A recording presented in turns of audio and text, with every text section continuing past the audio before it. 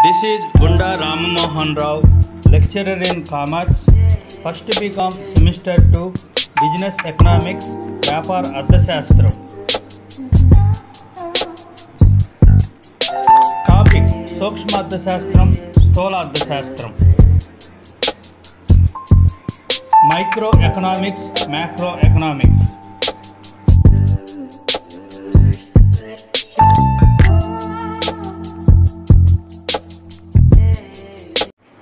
Dear students, how are you? ముందుగా మా YouTube channel GRM రావు ఈ లెర్నింగ్ సెంటర్కు స్వాగతం. డియర్ స్టూడెంట్స్, ఈరోజు ఫస్ట్ బీకామ్ విద్యార్థులకి సెకండ్ సెమిస్టర్లో ఉన్న బిజినెస్ ఎకనామిక్స్ అనే సబ్జెక్ట్లోని ఒక టాపిక్ని డిస్కషన్ చేయడానికి మీ ముందుకు రావడం జరిగింది. ఓకే స్టూడెంట్స్, ఈరోజు మన టాపిక్ ఏంటంటే సూక్ష్మ అర్థశాస్త్రము, స్థూల అర్థశాస్త్రం గురించి మనం చర్చించుకుందాం. సూక్ష్మ అర్థశాస్త్రము, స్థూల అర్థశాస్త్రం, దీన్ని మనం ఇంగ్లీష్లో మైక్రో ఎకనామిక్స్ అంటే సూక్ష్మ అర్థశాస్త్రం, మ్యాక్రో ఎకనామిక్స్ అంటే స్థూల అర్థశాస్త్రం అని ఇంగ్లీష్లో కూడా వాటిని పిలవటం జరుగుతుంది. సో ఈ యొక్క అర్థశాస్త్రాలు ఏం చెప్తున్నాయి, వీటి మీద మనం ఒక విశ్లేషణ అనేది ఈరోజు చేసి దానిలో సూక్ష్మ అర్థశాస్త్రం దేని గురించి అధ్యయనం చేస్తుంది, స్థూల అర్థశాస్త్రం దేని గురించి అధ్యయనం చేస్తుంది అనే విషయాలు పరిశీలించబోతున్నాం. స్టూడెంట్స్, ఇక్కడ మనకి ఒకటి గమనించాలి ఏంటంటే, అసలు వ్యాపార అర్థశాస్త్రం అనేది వ్యాపార సంస్థల యొక్క ధ్యేయాలని, ప్రవర్తనని, నిర్ణయాలని విశ్లేషణ చేస్తుంది. వ్యాపార అర్థశాస్త్రం వ్యాపార సంస్థకి ఏం ధ్యేయాలు ఉన్నాయి, వాటి ప్రవర్తన ఏంటి, మనుషుల ప్రవర్తన ఏంటి, ఇంకా నిర్ణయాలు అనే విషయాలని విశ్లేషణ చేయడం అనేది జరుగుతుంది. కాబట్టి దీన్ని మనం ఈ అర్థశాస్త్రాన్ని మనం వ్యక్తులని దృష్టిలో ఉంచుకొని, ఒక యూనిట్ని దృష్టిలో ఉంచుకొని విశ్లేషణ చేయడం అనేది ఇక్కడ జరుగుతుంది. కాబట్టి మనం సూక్ష్మ అర్థశాస్త్రం అంటాం దాన్ని.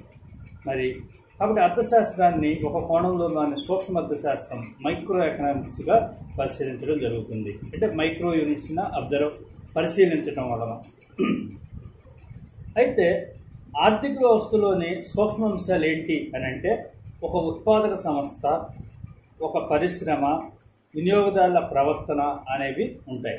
సో వీటిని ఏం చేస్తుంది అంటే సూక్ష్మ అర్థశాస్త్రము వివరణ తెలియజేస్తూ ఉంటుంది. వీటికి వివరణ తెలియజేసేదే సూక్ష్మ అర్థశాస్త్రం అని చెప్పచ్చు. మరి స్థూల అర్థశాస్త్రం ఏం తెలియజేస్తుంది అని అంటే, మొత్తం ఆర్థిక వ్యవస్థ యొక్క పనితీరుని స్థూల అర్థశాస్త్రం విశ్లేషణ చేస్తుంది. అసలు మొత్తం ఆర్థిక వ్యవస్థ ఎలా ఉంది అనే విషయాన్ని స్థూల అర్థశాస్త్రము విశ్లేషణ చేస్తుంది. అంటే ఒక సంస్థ పరిశ్రమలలో ఉత్పత్తిని కాకుండా జాతీయ ఉత్పత్తిని, వివిధ సంస్థల్లో ఉద్యోగితా స్థాయిని కాకుండా జాతీయ ఉద్యోగితా స్థాయిని, వస్తువుల వినికిడి ధరలను కాకుండా, వస్తువుల యొక్క విడివిడి ధరలని కాకుండా, మరి సాధారణ ధరల స్థాయిని నిర్ణయించే స్థూల అంశాలని స్థూల అర్థశాస్త్రం వివరిస్తుంది. ఓకే స్టూడెంట్స్, కాబట్టి ఇలా సంస్థ మొత్తం వ్యవస్థలో ఉన్నటువంటి అన్ని సంస్థల గురించి అధ్యయనం చేస్తుంది. కాబట్టి దీన్ని మనం స్థూల అర్థశాస్త్రం అని చెప్పేసి పిలుస్తాం. మరి ప్రభుత్వానికి సంబంధించినటువంటి ఆర్థిక, ద్రవ్య విధానాలు, కోశ విధానాలు అనే విధానాల గురించి ఆర్థికాభివృద్ధిని ప్రేరేపించి ద్రవ్యోల్బణం, ఆర్థిక మాంద్యాన్ని అరికట్టేందుకు కూడా రూపొందించడం అనేది జరుగుతుంది. కాబట్టి ఇక్కడ స్థూల అర్థశాస్త్రం ఏంటంటే, జాతీయ ఆదాయం, తలసరి ఆదాయం వృద్ధి రేటు పెరుగుతూ ఉన్నప్పుడు, ప్రభుత్వం యొక్క పన్ను విధానాలు ప్రోత్సాహకరంగా ఉన్నప్పుడు వ్యాపార సంస్థలకు ఆర్థిక వాతావరణం ఎప్పుడు కూడా అనుకూలంగా ఉంటుంది. కాబట్టి ఈ విషయాలను స్థూల అర్థశాస్త్రం అధ్యయనం చేయడం జరుగుతుంది. అంటే అవి పెట్టుబడిని పెంచుతాయి. ఇక ఫలితంగా ఏం జరుగుతుంది, పెట్టుబడులు పెరిగితే ఆటోమేటిక్గా పారిశ్రామికీకరణ ఎక్కువగా జరుగుతుంది. పారిశ్రామికీకరణ జరిగినప్పుడు వాటిలో పనిచేసేటువంటి మ్యాన్ పవర్ అవసరం ఉంటుంది. కాబట్టి ఉద్యోగిత పెరుగుతుంది. ఉద్యోగితో పాటు మరి పరిశ్రమలు చేసేటువంటి ఉత్పత్తులు పెరుగుతాయి. కాబట్టి ఉత్పత్తి స్థాయి కూడా పెరుగుతుంది. కాబట్టి వ్యాపార సంస్థలన్నీ కూడా పెట్టుబడిని పెంచితే మరి ఆర్థికాభివృద్ధి రేటు పెరుగుతూ ఉంటుంది. పెట్టుబడి ఎప్పుడు పెంచుతుందో అప్పుడు ఆర్థికంగా అది అభివృద్ధి అనేది జరుగుతుంది. పెట్టుబడులు పెరిగినప్పుడు మరి ఉత్పత్తి పెరుగుతుంది, డబ్బుల యొక్క సర్క్యులేషన్ పెరుగుతుంది. దాన్నే ఆర్థికాభివృద్ధి అని చెప్పేసి పిలుస్తాం అనమాట. కాబట్టి స్థూల ఆర్థిక వాతావరణం అంటే మ్యాక్రో ఎకనామిక్ ఎన్విరాన్మెంట్ అందులో వ్యాపార సంస్థలు ఎప్పుడు పనిచేస్తూ ఉంటాయి. కాబట్టి స్థూల ఆర్థిక అంశాల విశ్లేషణ కూడా చాలా శ్రద్ధ చూపించాల్సిన అవసరం ఉంటుంది. ఓకే స్టూడెంట్స్, మరి ఇప్పుడు పేర్కొన్న అంశాలను దృష్టిలో పెట్టుకుంటే సూక్ష్మ స్థూల అర్థశాస్త్రాల గురించి మనం తప్పనిసరిగా తెలుసుకోవాల్సిన అవసరం ఉందని అర్థమవుతుంది. కాబట్టి ఆర్థిక వ్యవస్థ పని తీరుతెన్నులన్నీ కూడా ఈ 2 స్థాయిల్లో విశ్లేషించాల్సిన అవసరం ఉంటుంది. ఓకే స్టూడెంట్స్, ఇక్కడ మనకి సూక్ష్మ స్థూల ఆర్థిక విశ్లేషణ అనే భావనని ప్రవేశపెట్టినటువంటి వ్యక్తి ఎవరంటే రాగ్నార్ ఫ్రిష్ అనేటువంటి స్వీడిష్ ఆర్థిక శాస్త్రవేత్త ఈ సూక్ష్మ అర్థశాస్త్రం, స్థూల అర్థశాస్త్రం అనే భావనని ప్రవేశపెట్టడం జరిగింది. మరి సూక్ష్మ అర్థశాస్త్రం అంటే మైక్రో అర్థశాస్త్రం, ఇంకా మనం దాంట్లో ఏమేమి తెలుసుకోవాల్సిన విషయాలు ఉన్నాయి, మైక్రో ఎకనామిక్స్ ఇంకేం విషయాలను తెలియజేస్తుంది అనేది మనం పరిశీలిస్తే మరి ఆర్థిక వ్యవస్థలోని సూక్ష్మాంశాలని, ధ్యేయాలని, ప్రవర్తనలని సూక్ష్మ అర్థశాస్త్రం అనేది విశ్లేషణ చేస్తుంది.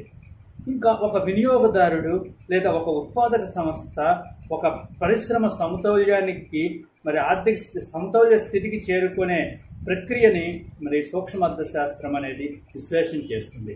ఇంకేం చేస్తుందంటే ఒక వినియోగదారుడు ఏం చేస్తాడు, వివిధ వస్తువుల మీద వెచ్చించేటువంటి ఆఖరి రూపాయి వరకు మరి పొందేటువంటి లేదా లభించేటువంటి ప్రయోజనానికి సమానంగా ఉన్నప్పుడు అతడు గరిష్ట ప్రయోజనాన్ని పొందుతాడనే విషయాన్ని తెలియజేస్తుంది. తన దగ్గర ఉన్న డబ్బు ఖర్చు పెడుతూ ఉంటాడు. ఖర్చు పెడుతూ ఉన్నప్పుడు చివరి రూపాయి ఖర్చు పెట్టే వరకు కూడా గరిష్ట ప్రయోజనం పొందడానికి ఆ రూపాయిని వినియోగించడం జరుగుతుంది. కాబట్టి అతడు గరిష్ట ప్రయోజనాన్ని పొందటం అనేది ఈ యొక్క సూక్ష్మార్థశాస్త్రం తెలియజేస్తుంది.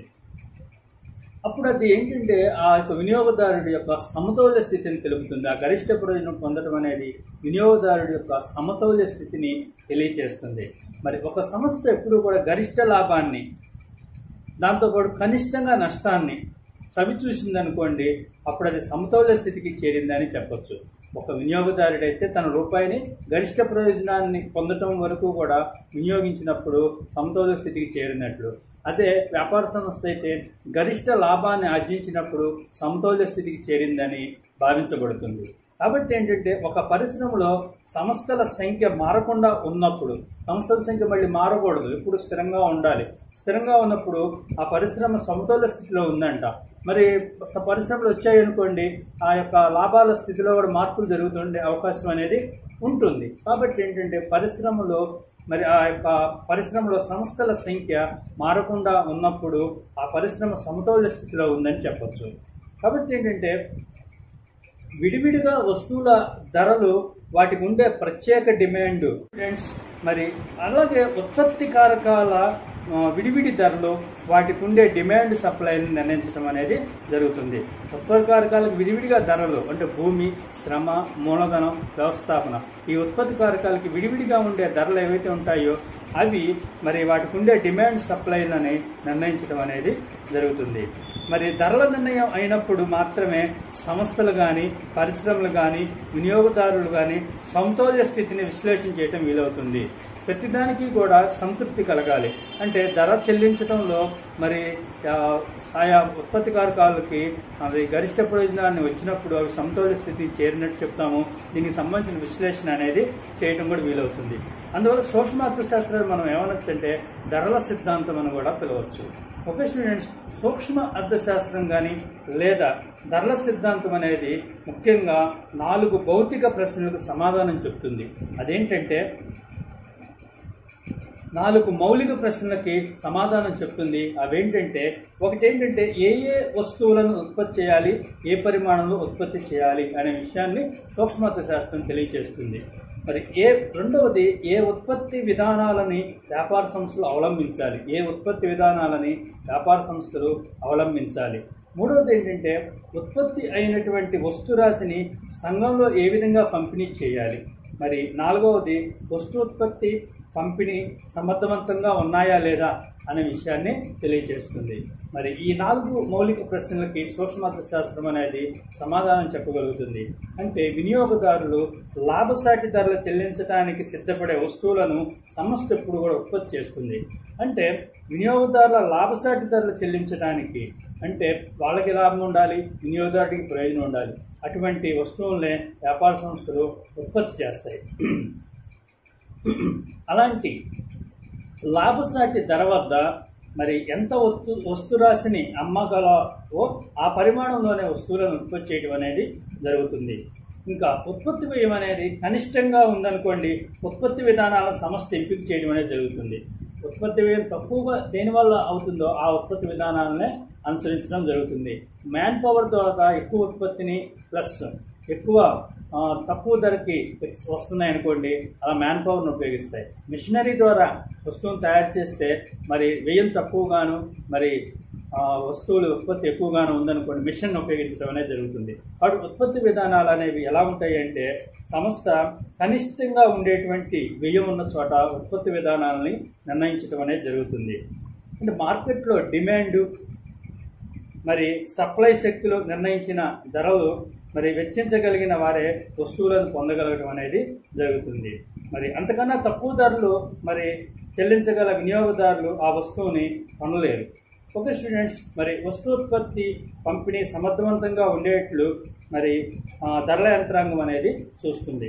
అట్లా ధరల యంత్రాంగం విశిష్టమైన స్థానాన్ని పొంది ఉండటం వల్ల ఏంటంటే సూక్ష్మ అర్థశాస్త్రము ధరల సిద్ధాంతంగా చెప్పబడుతుందని చెప్పొచ్చు. సూక్ష్మ అర్థశాస్త్రం విషయ వస్తువుని మనం ఒక చార్ట్లో కూడా చూసి చెప్పొచ్చు. సూక్ష్మ అర్థశాస్త్రంలో విషయ వస్తువు ఏంటంటే వస్తువుల ధర నిర్ణయం, ఉత్పత్తి కారకాల ధర నిర్ణయం, మరి ఆర్థిక సంక్షేమం. ఓకే స్టూడెంట్స్, మరి వస్తువుల ధర నిర్ణయంలో డిమాండ్ సిద్ధాంతము, సప్లై సిద్ధాంతము ఉంటాయి. ఉత్పత్తి కారకాల ధర నిర్ణయంలో మరి వేతనము, బాటకము, వడ్డీ, లాభాలు ఉంటాయి. అదేవిధంగా ఆర్థిక సంక్షేమం అనేది ఉంటుంది. ఓకే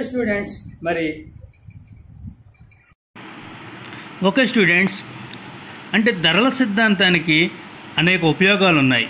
కాబట్టి సూక్ష్మార్థశాస్త్రం ప్రాముఖ్యాన్ని మనం ఈ రకంగా చెప్పొచ్చు.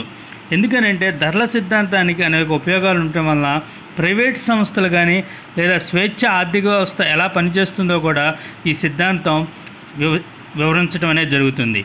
కాబట్టి వ్యాపార సంస్థల నిర్ణయాలకి ఈ యొక్క సూక్ష్మార్థశాస్త్రం చాలా ఉపయోగపడటం వల్ల ఏంటంటే దానిని వ్యాపార అర్థశాస్త్రం అని పిలవటం అనేది జరుగుతుంది. కాబట్టి అనువర్తిత ధరల సిద్ధాంతాన్ని, అప్లైడ్ ప్రైస్ థియరీని కూడా మనం వ్యాపార అర్థశాస్త్రంగా పేర్కోవటం అనేది జరిగింది. ఓకే స్టూడెంట్స్, సూక్ష్మ అర్థశాస్త్రం అనేది మనకి ఒక వినియోగదారుడు, ఒక ఉత్పాదక సంస్థ, ఒక పరిశ్రమ సమతౌల్య స్థితికి చేరుకునే ప్రక్రియని సూక్ష్మార్థశాస్త్రం విశ్లేషణ చేస్తుంది, విశదీకరిస్తుంది. కాబట్టి సూక్ష్మార్థశాస్త్రం చాలా ప్రాముఖ్యాన్ని కలిగి ఉన్నటువంటి అంశం అని చెప్పేసి ఒక ప్రాముఖ్యత కలిగి ఉన్న అంశంగా మనం చెప్పచ్చు. ఓకే స్టూడెంట్స్, ఇది మనం స్థూల అర్థశాస్త్రం గురించి 2వ భాగంలో చర్చించుకుందాము. మరి థ్యాంక్ యూ వెరీ మచ్.